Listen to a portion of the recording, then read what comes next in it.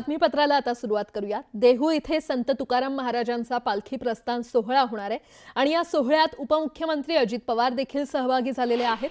अजित पवारांनी संत तुकाराम महाराजांच्या समाधीचं दर्शन घेतलेलं आहे।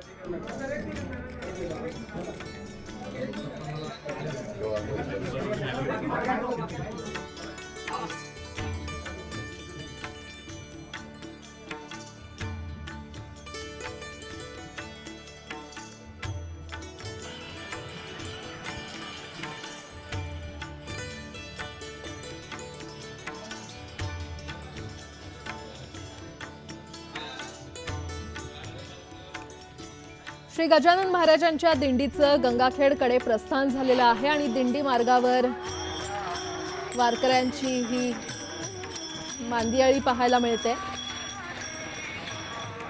राज्यातील प्रसिद्ध दिंड्यांपैकी एक दिंडी असलेल्या श्री संत गजानन महाराजांच्या दिंडीचं आज दैठणा येथून संत जनाई यांच्या जन्मस्थान असलेल्या गंगाखेडकडे प्रस्थान झाले।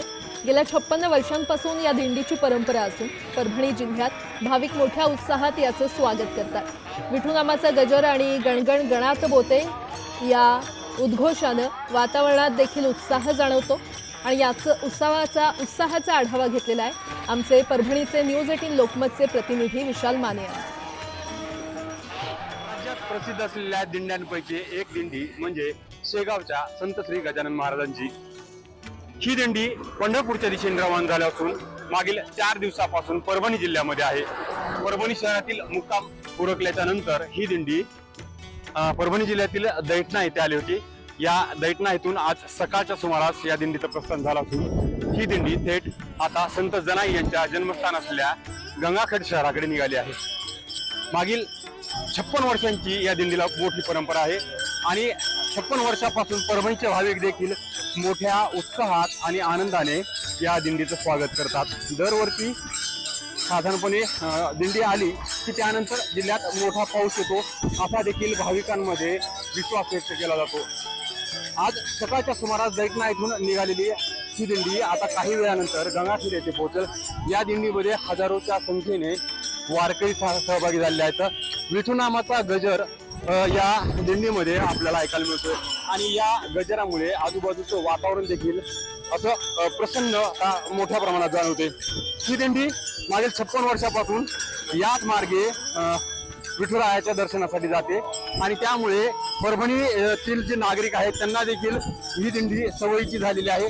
या दिंडीचं दर्शन घेतल्याशिवाय आषाढी एकादशीचं पुण्य मिळत नाही किंवा आषाढी एकादशी आल्यासारखं भाविकांना वाटत नाही आणि त्यामुळे परभणीकर मोठ्या उत्साहात या दिंडीचं स्वागत करतात आणि दरवर्षी या दिंडीची वाट देखील पाहिली जाते। या ठिकाणी संत गजानन महाराजांचा रथ चालू आहे। या रथाचं दर्शन घेण्यासाठी सुद्धा ठिकठिकाणी भाविक मोठी गर्दी करतात। ग्रामीण भाग असो किंवा शहरी भाग असो या सर्वच ठिकाणी नागरिकांकडून या दर्शनासाठी मोठी गर्दी केली जाते। विशाल माने, न्यूज 18 लोकमत, परभणी। त्र्यंबकेश्वर मधून विठुरायाच्या दर्शनाला निघालेला संतश्रेष्ठ निवृत्तीनाथांचा पालखी रथ अहिल्यानगर जिल्ह्यातून मार्गक्रमण करतोय। हजारो वारकरी पालखी सोहळ्यात सहभागी झाले असून विठुनामाच्या गजरात तल्लीन होत ऊन वाऱ्यासह पावसाची तमा न बाळगता मजल दरमजल करत वारकरी पंढरीच्या दिशेनं मार्गस्थ होत आहेत। सध्या राहाता तालुक्यातील लोणी गावात निवृत्तीनाथांची पालखी आली आहे आणि याचाच आढावा घेतलाय आमचे प्रतिनिधी हरीश दिमोटे यांनी। श्री क्षेत्र त्र्यंबकेश्वर येथून विठुरायाच्या दर्शनासाठी निवृत्तीनाथांची पालखी निघालेली आहे आणि आता अहिल्यानगर जिल्ह्यात पोहोचलेली आहे। आपण बघितलं तर अतिशय सुंदर असं वातावरण या ठिकाणी बघायला मिळतंय। आता गळ्यामध्ये टाळ, मृदुंग आणि मुखी विठ्ठलाचं नाम अशा प्रकारचा आनंदाचा हा जो सगळा सोहळा आहे, हा जे सगळं मार्गक्रमण आहे ते सध्या सुरू आहे।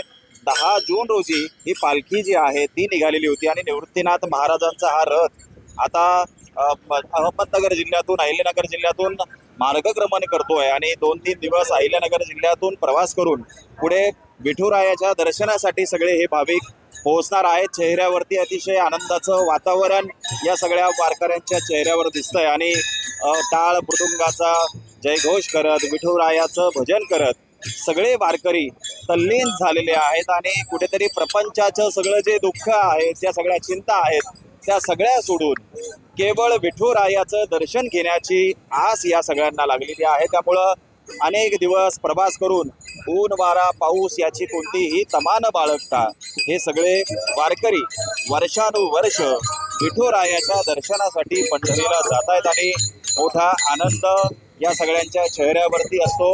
अनेक दिवस हे सगळेजण विठुरायाच्या दर्शनाला जाण्यासाठी वाट बघत असतात. त्यामुळं अतिशय आनंदाने हा जो सगळा सोहळा आहे, आनंदाचा सोहळा आहे, तो अहिल्यानगर जिल्ह्यातील नागरिकांना देखील बघायला मिळतोय आणि अनेक पालख्या या ठिकाणाहून देखील या वारीमध्ये या पालखी सोहळ्यात सहभागी होताना दिसत आहेत. हरीश लिमोटे, न्यूज 18 लोकमत, अहिल्यानगर.